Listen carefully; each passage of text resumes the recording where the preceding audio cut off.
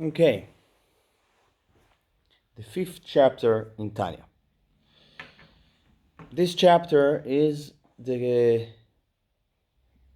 direct continuation of the fourth chapter, the same topic, the same point that Alter Rebbe wants to tell us, and take the point a bit deeper to explore the difference between Torah learning and Mitzvot,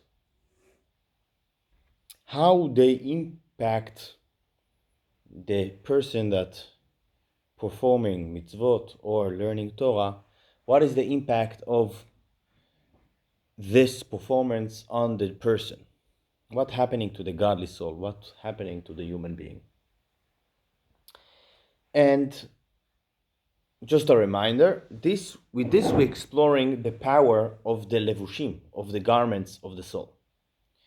The garments of the soul we discovered in the fourth chapter, that the garments of the soul are more significant than the soul itself. The soul itself is our godly and holy identity, and it's built from intellect and emotions, 10 attributes that divided to intellect, understanding, emotions, feeling, and action in the end of them.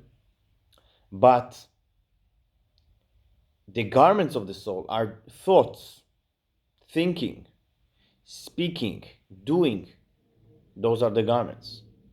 And in a human being, in order to be complete, you need to be a good person and then to do it. So it starts from the body of his, so from his inside, and then through his garments. Same is true if we're talking about the godly soul, but there is a big difference. That in the godly soul, we measure it not how good the person, how perfect person you are, how big of a mensch you are, how your qualities are good. We're measuring it how close you are to God. And with the garments, you are much closer to God than purely based on the godly soul itself. Because the godly soul itself is, even though the core of the godly soul is God, but the godly soul as itself, as a body, it's close to God as much as it understands and feels God. But the garments, meaning, what are the garments? Thought, thinking of Torah, learning, action, feeling that, action, speaking and doing the mitzvot. In those garments, God Himself exists. Because, as we explained, if we talk about relationship with God, if you're sitting next to your partner and just feeling feelings, it's not a relationship. You feel that you're close with your partner, but he have no clue. You need to express them, meaning to do something for him. And this is a relationship, and this is mitzvot and Torah. And now we will explore the difference between Torah and mitzvot.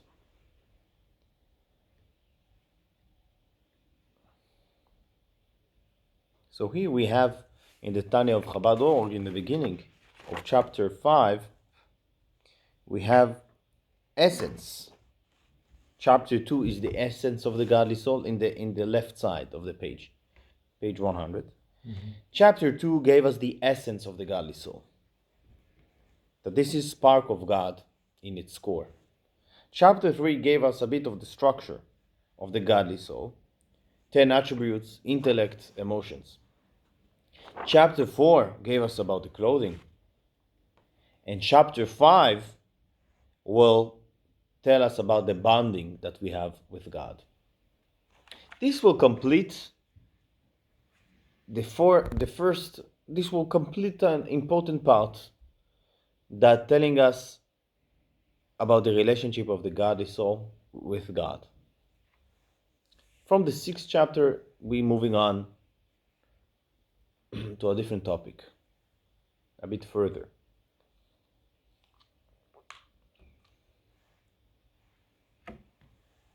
So what will Alter Rebbe tell us about learning Torah?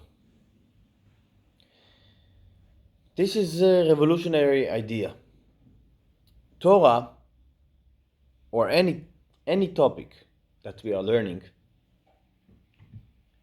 we are becoming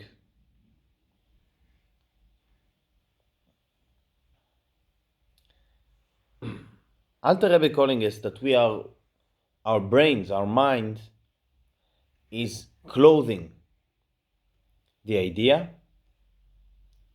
Meaning, if I understand a concept, I understand a child that understands that 8 plus 8 is 16. A bit.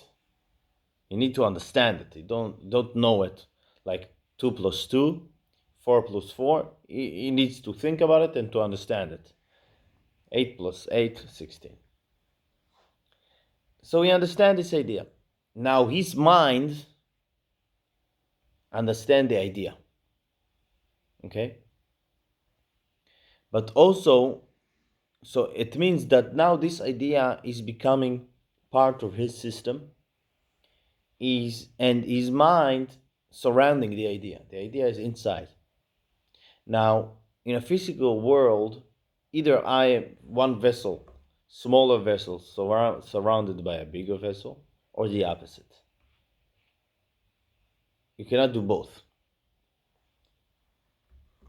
But if you talk about mind and intellect, so I am understanding the idea, but now the idea also take over my mind. For example, it will be much clearer if we talk about if I'm learning something deep, something great, something phenomenal, something new, something revolutionary. So I'm learning about it, and now I'm a different person. Now I'm thinking about it all day. If you talk about music, okay, so I hear the music in my head after I listen, after I study the melody. It's in my, now it took over my head. Or in other words, we can imagine a person that learned a new concept. He learned a profound idea, and now it changed him. This idea changed him. Or if you're talking about smaller, I learned a smaller concept. I learned a concept, as I said this example also last week. In Torah, it said very simple laws. A person that stole from his friend need to pay double. Why you need to pay double? So let's say I'm telling you an explanation. Well, simple explanation. Let's say because he need to give back what he stole. This is one. And the second one, it means he needs to learn what he planned to do, what he did. So you take the same amount from him. So this is done. Okay? So now a person understood this idea. I'm saying this idea just because it's also in the weekly parasha. So I mentioned this. But a person understood no idea. Now he can tell it to his friend. It's becoming part of his view on the world. So the idea also took control. It's surrounding his mind. Definitely in the time that he's learning, if you look, you have a glass that you can see what's happening in his mind. Now his mind is surrounded by the idea. So he is surrounding the idea, and the idea is surrounding him. This unity between a human's intellect and the idea that he's learning, this unity is not exist in the physical world. It's only exist in this idea of intellect, in the spiritual world, that I am hugging someone and I being hugged in the same time. Fully. So, this is great advantage that Torah has. Because Torah is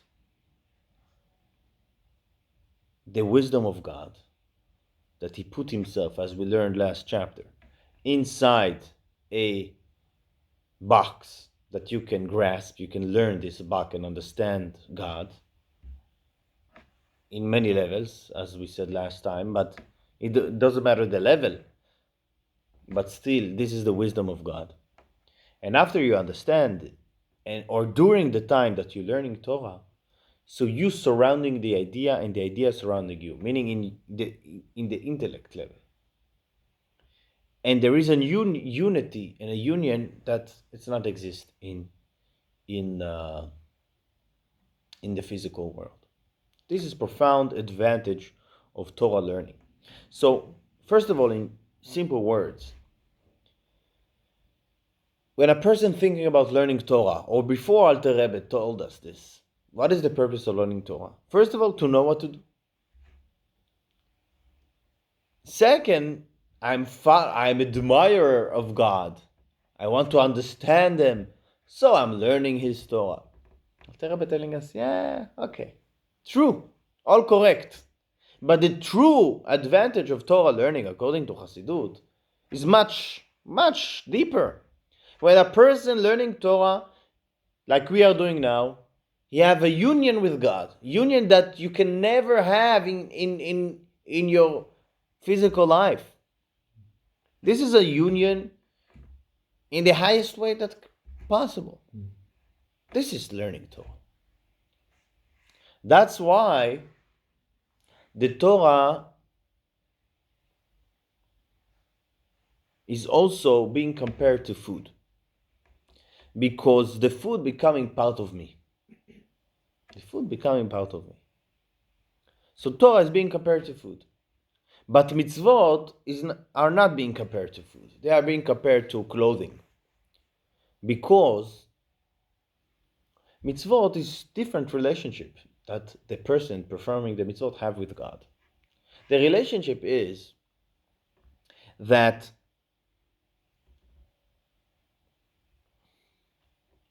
I'm simply a vessel to God's desire. God told me you should put the tefillin, and I'm doing it. What is our connection? I did what He asked. Now, all my energy that I put in the doing of the mitzvah, in the action, the energy, and the time, and my body is being a vessel to God's will. It means that in this time,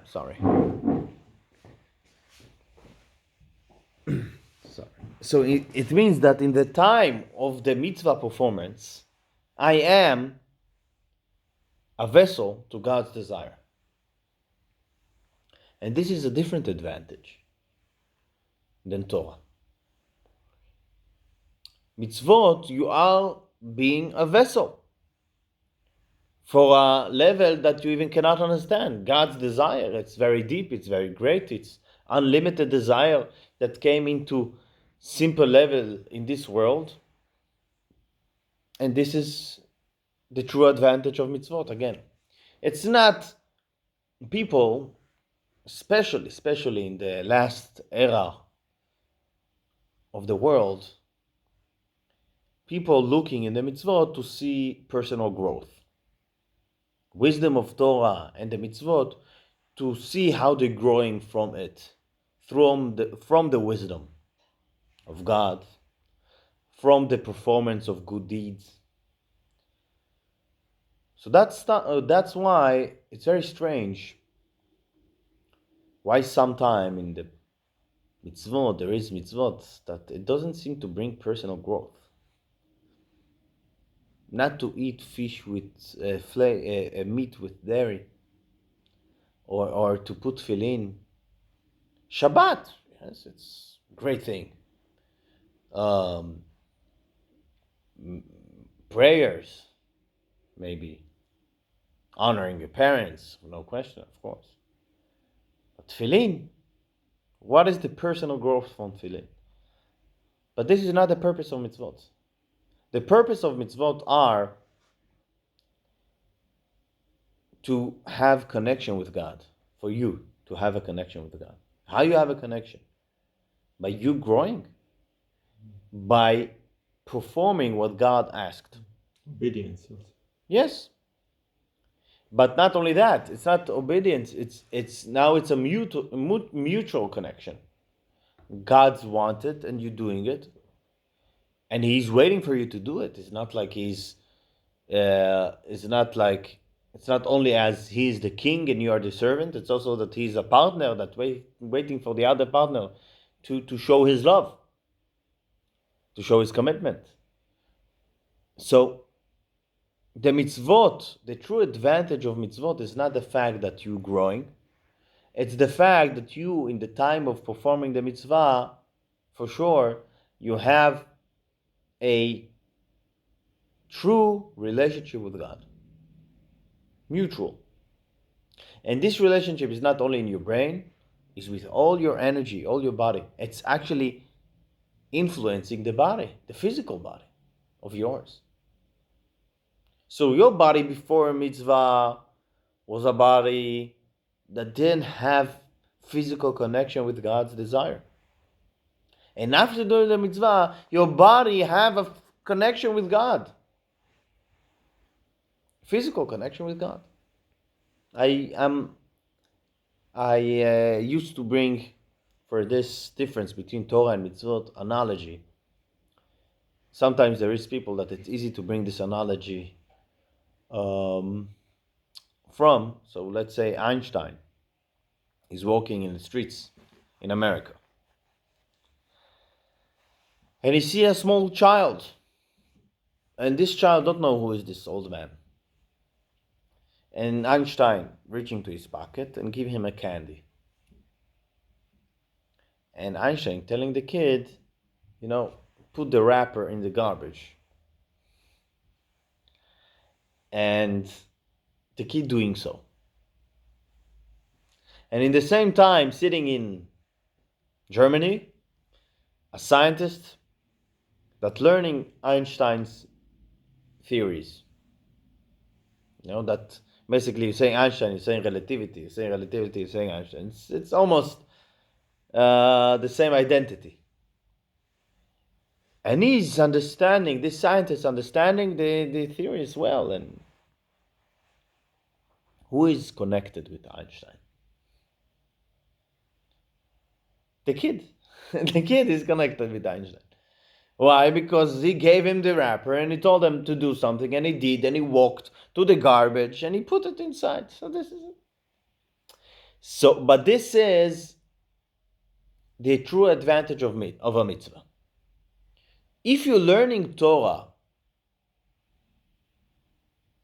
let's start the opposite. If you're doing a mitzvah without understanding why, the kid don't know why Einstein told him to put it in the garbage. It means that you are not connected? No. It doesn't. You are still. Is it better if you will understand why you're doing something? It is better. It's better because you will do it in a better way. You'll be happy about it. Happiness is great. Great virtue, great thing. And so it's better to feel what you do. But the true connection is by doing, simply doing. But the connection spiritually that this scientist have with Einstein is unbelievable.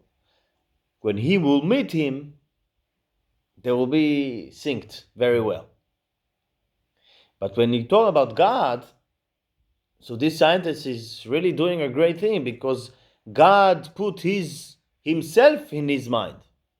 So he's connected with God. Does it influence his body? No. His body is being a vessel? Not necessarily. Even his mind is not a vessel. His mind is united. is united. It's not a vessel. It's different.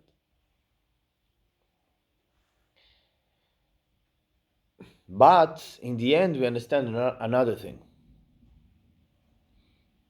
When a person learning Torah,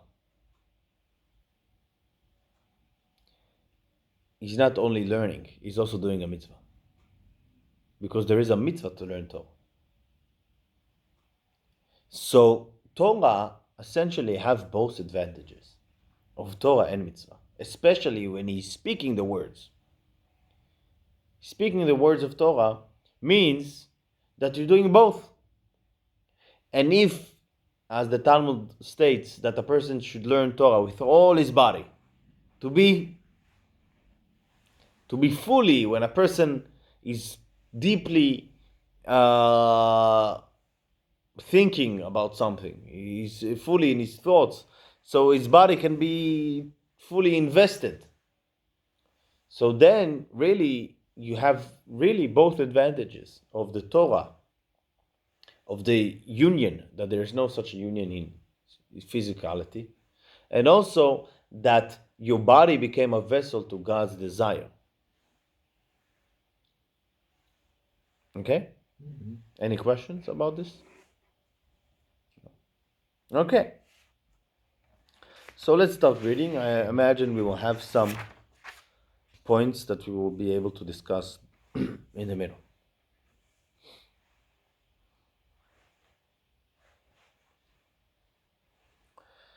Chapter 5. The previous chapter mentioned the words of Elijah the prophet.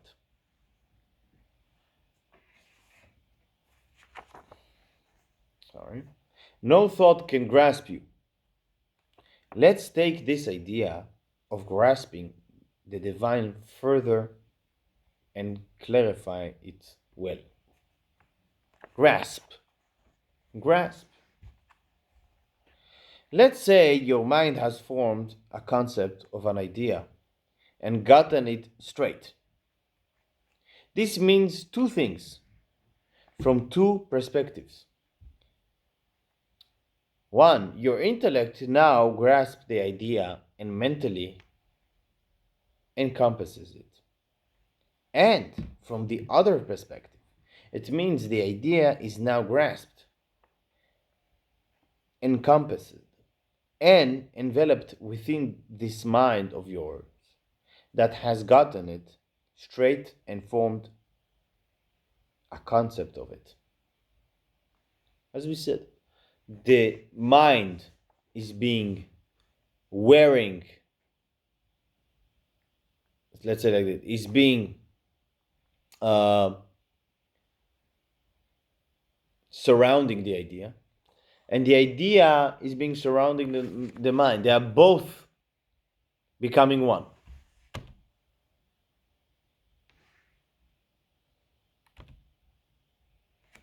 You can see here. One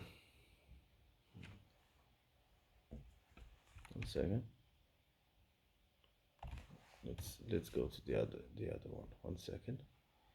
Here. Sorry.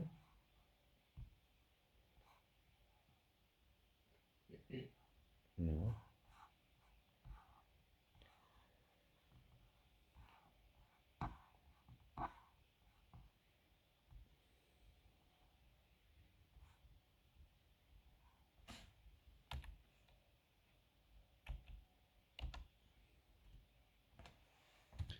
I don't find the right one. 1 second, I will find it. Why it's not going? Oh, here. This is it.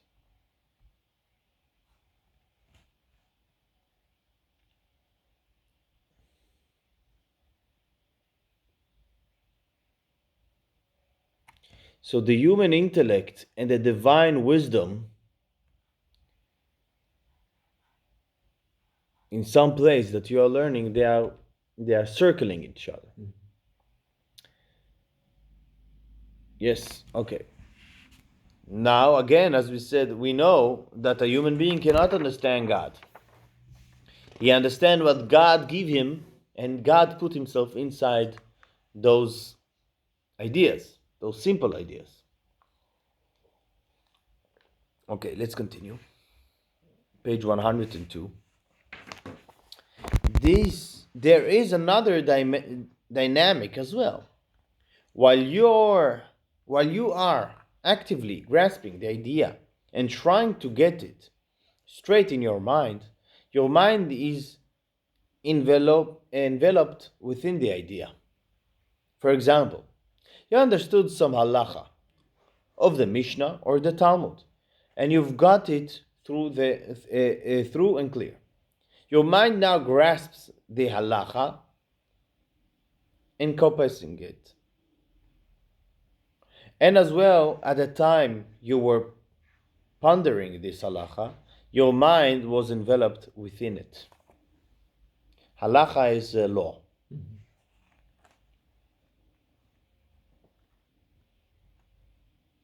Okay, so I have this nice analogy here that you're swimming inside the idea and you're also drinking the idea.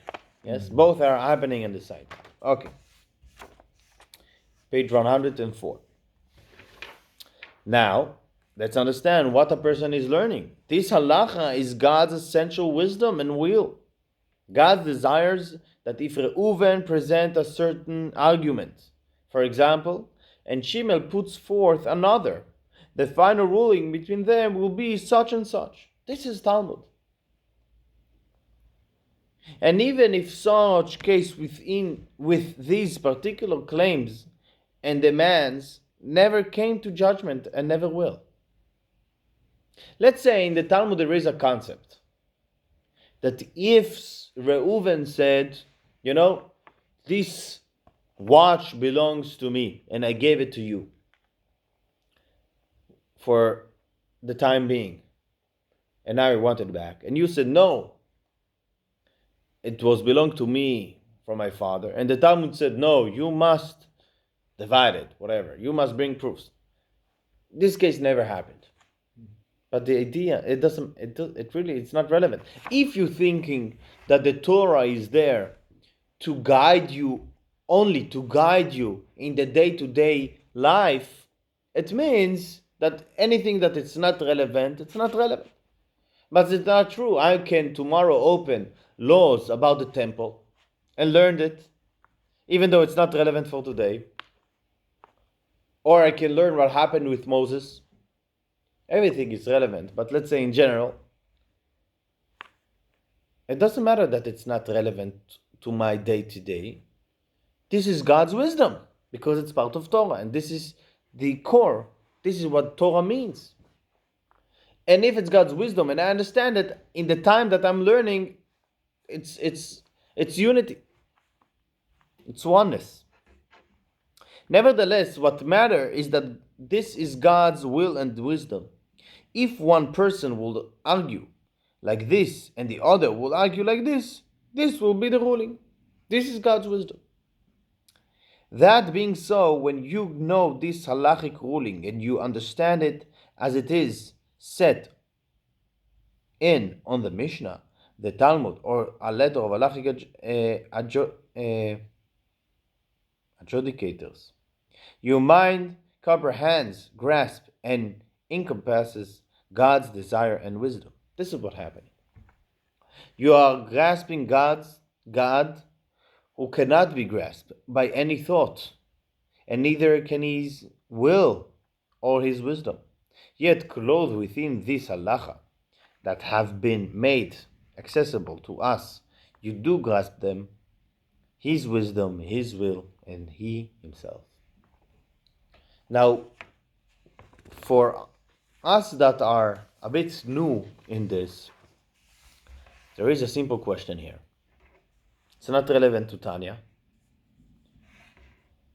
But the question is, how come you can tell me that things that people said in the Talmud, this is human beings?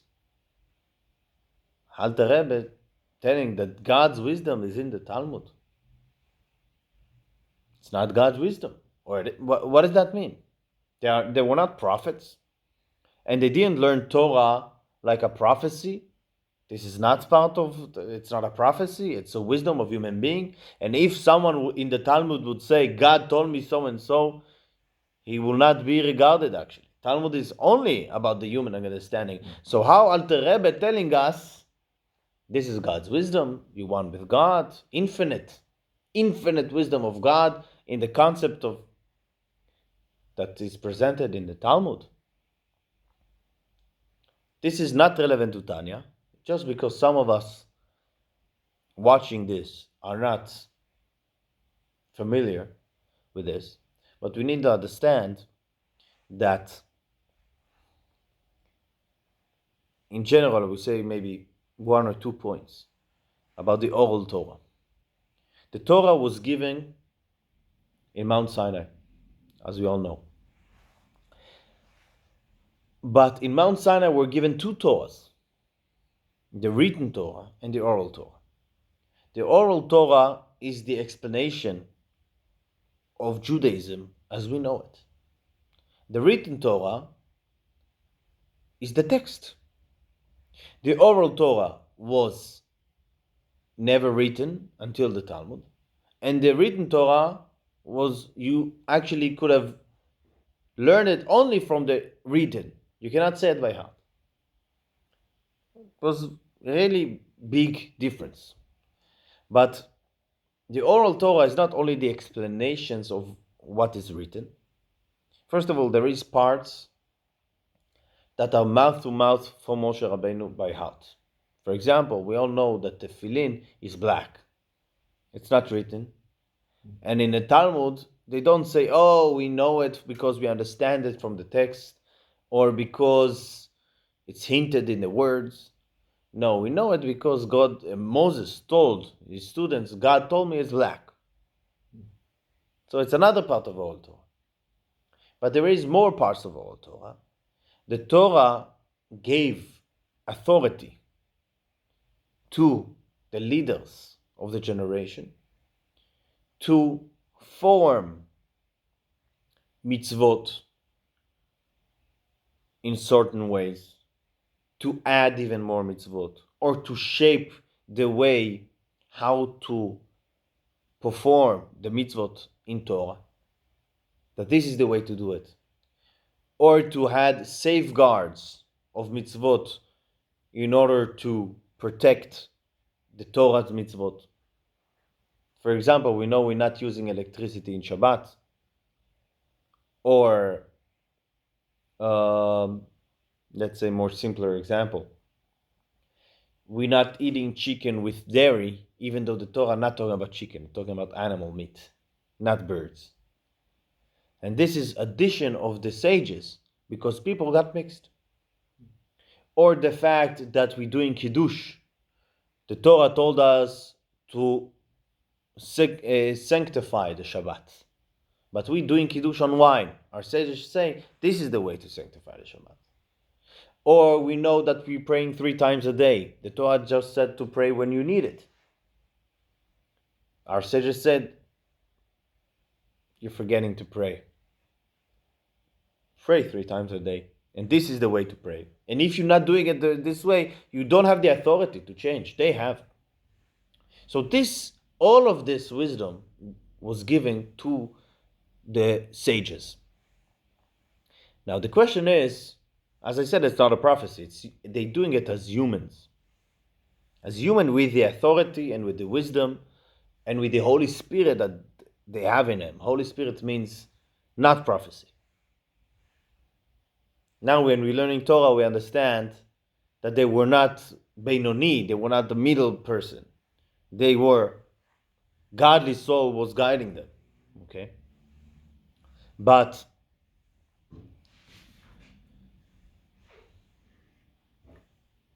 does it mean that the Torah is only humanly? No. We see what Alter Rebbe is saying. The Torah is godly Torah. God revealing himself in the world. This is God's wisdom, as we're just learning now.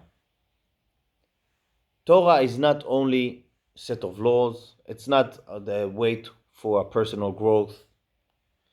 This is the ladder that God giving a human to climb if he wants a relationship with God. This is Torah. Through wisdom. Now, so it's definitely not that God gave authority to humans to control the Torah and then it's not God's Torah. No. It's both. It's both. This is the answer. It's both.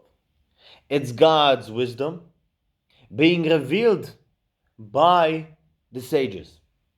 That's why, actually, every generation that passed by, already for many generations, there is no new revelation in the sages.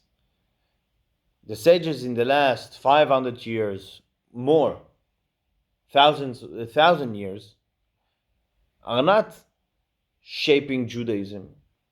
They are not changing laws. They are not adding laws. They are not. No.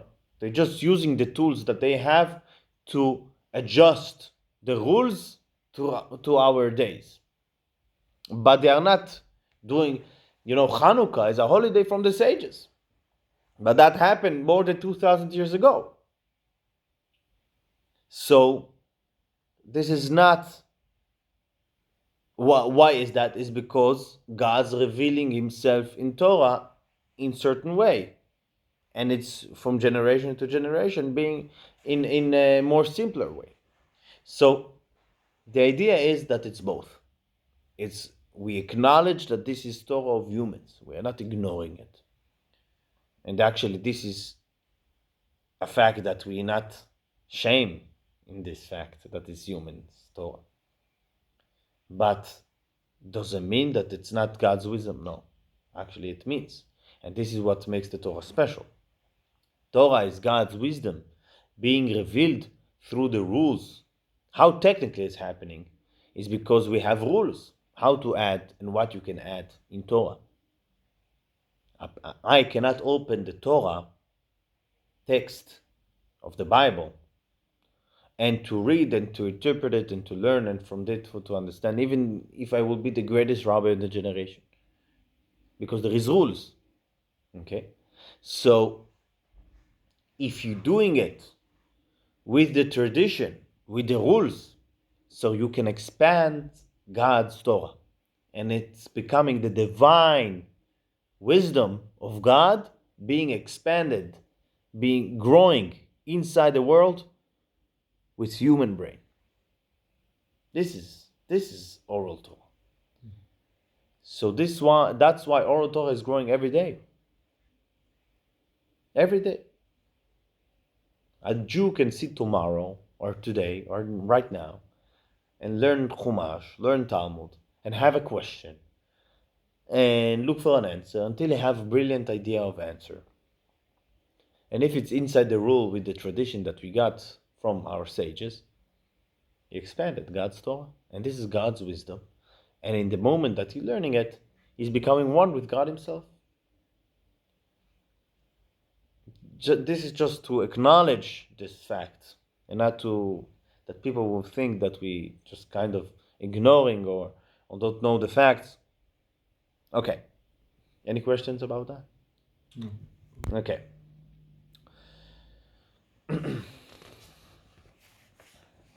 Let's continue. 106, yes? Mm-hmm. This is an amazing union. There is nothing like it or even approaching it among physical things. Nothing at all. You grasp Torah and your mind and God's become absolute, singular oneness from every angle in every way. This is an enormous, amazing quality of the mitzvah of knowing Torah and understanding it that places it immersibly beyond all action mitzvot. Indeed, even immersibly beyond those mitzvot you do by speaking, like praying, and even immersibly beyond the mitzvah of learning Torah aloud. Yes, the union that happening in the mind, this is uncomparable to all unions that can be in our physical world, and even the union that can be with mitzvot. Because mitzvot is not a union that you're becoming one. The hand becoming a vessel, it's not one. And if I put water inside the cup, they are not becoming one. It's a vessel. Same thing with the mitzvot. Because when you perform a mitzvah by speaking or doing, God surrounds your soul like a garment, and His light encompasses her from head to foot. But when you acquire Torah knowledge, not only in your mind enveloped within God's wisdom, but God's wisdom is also integrated within you, as we spoke. Maybe I will elaborate a bit about it later. It's within you in the form of Torah that your mind comprehends, grasp. As we said earlier, a person can understand Torah in every level of wisdom. If his soul is greater and his mind and intellect is greater, he can understand higher and higher. According to your mind ability to grasp within your particular way of thinking, your capacity for knowledge, and your level of comprehension in the four realms of Torah orchard, as we spoke also last week, the Torah orchard.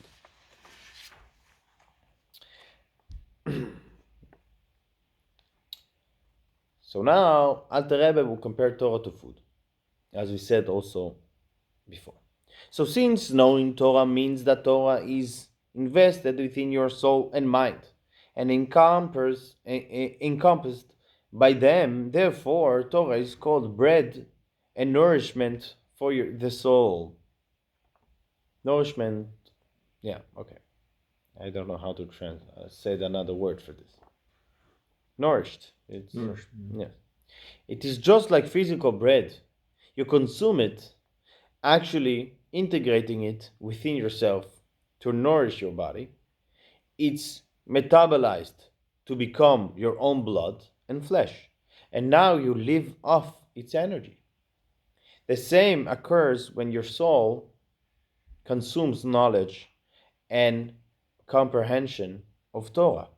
You learn it well, you study it until it becomes embedded in your mind, until it is part of you. You and this Torah, you are learning, becoming one. Then it becomes nourishment for your soul. Your soul now has life within her from the one who gives her all life, the infinite God. He is there clothed within His wisdom and His Torah that are now integrated within your soul. So this is basically giving life to the soul as bread giving life to the body. Okay, this is all we learned. Nice.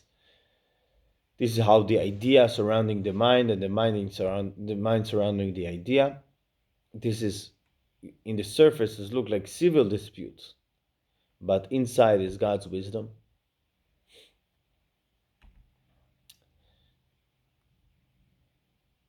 Yeah, this is physical reality. You can only, a subject and object, remain distinct. But Torah study, the known and the knowledge and the known emerge into a singularity. Okay, mitzvot is mechanism, enclothement, external connection, and Torah mechanism, ingestion, internal transformation. Okay. Now the Torah is called food, and the mitzvot are garments. Yes.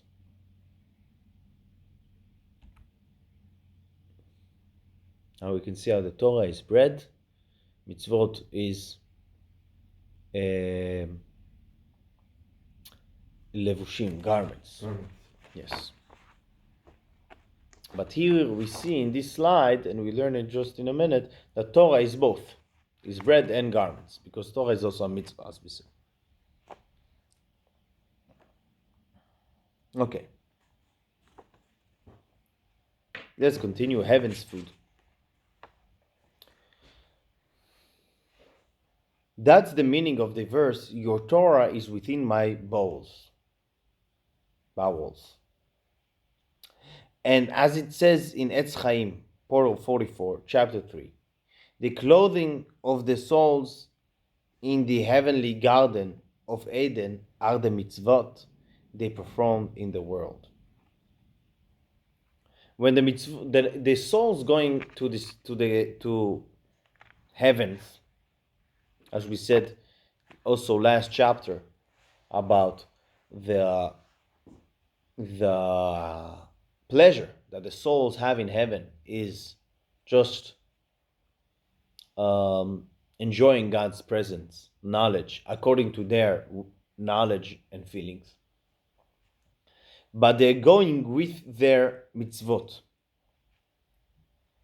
And there they are the clothing of the souls. But their nourishment is the Torah they learned in this world, provided that these souls engage in Torah for its own sake, as written in Zohar, Parashat Vayakel, folio 210.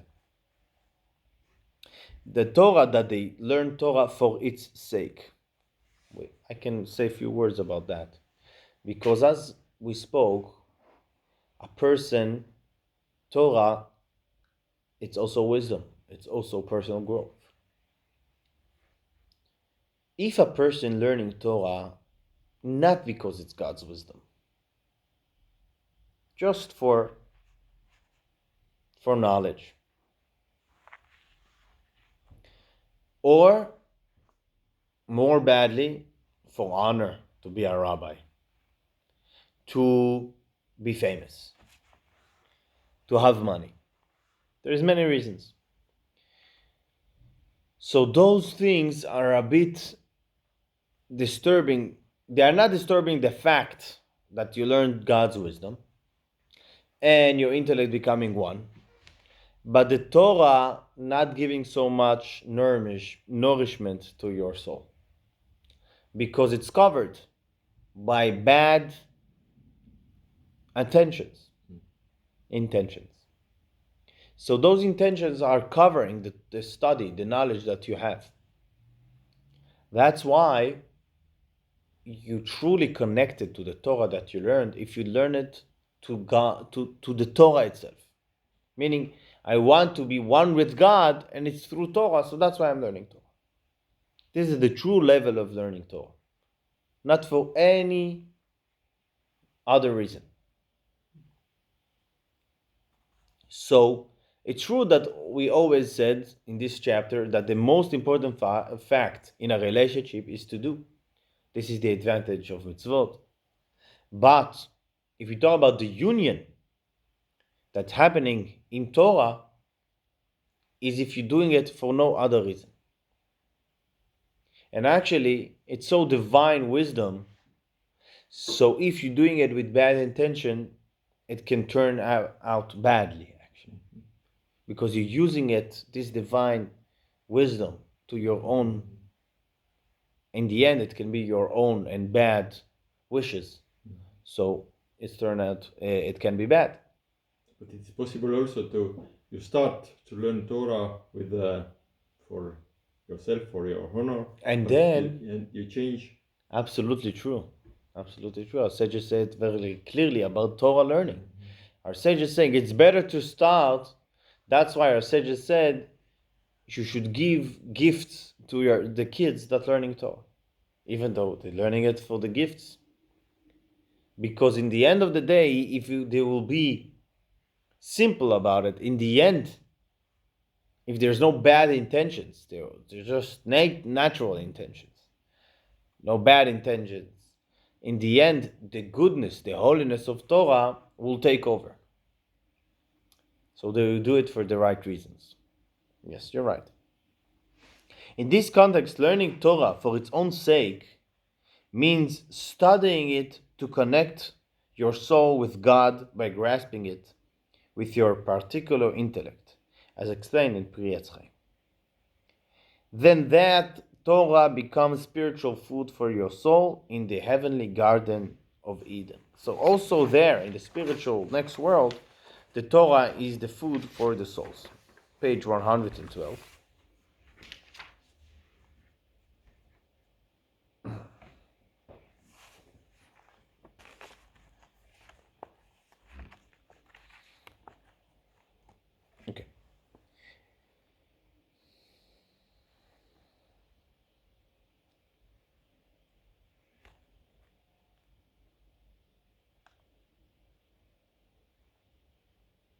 Okay.